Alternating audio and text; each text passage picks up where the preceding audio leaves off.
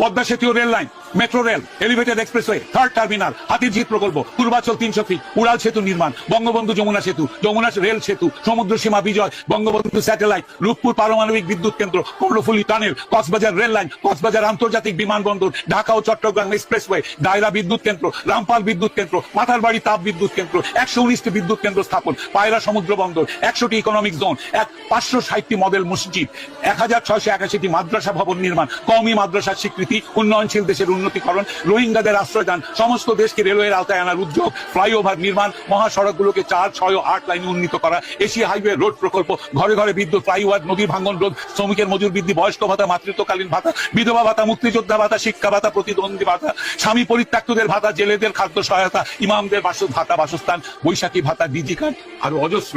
আমার দম কুলাচ্ছে না এতগুলো পড়তে। 15 বছরে যদি এতগুলো কাজ কেউ করে থাকে, তাকে কোন চক্রান্তকারী এই টাকা পাচার করার দেয়? আর সে যদি ডিক্টেটর হয়, খুব ভালো করেছে।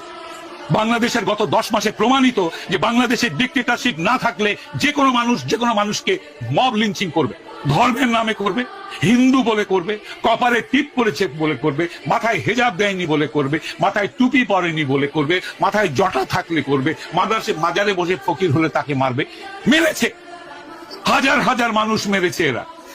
ডিক্টেটরশিপ ছাড়া এটা কোনোদিনও কন্ট্রোল সম্ভব নয়। খুব ভালো করেছেন আওয়ামী লীগ শেখ হাসিনার ডিক্টেটরশিপ করলো। তার উচিত ছিল আরো ডিক্টেটরশিপ করে এগুলোকে দমন করা। এইটাই আমি মনে করি। বাংলাদেশের মানুষের কপালে গণতন্ত্রের দরকার নেই। যারা জাতির পিতাকে হত্যা করে তার 54 বছর পর তার ভাস্কর্য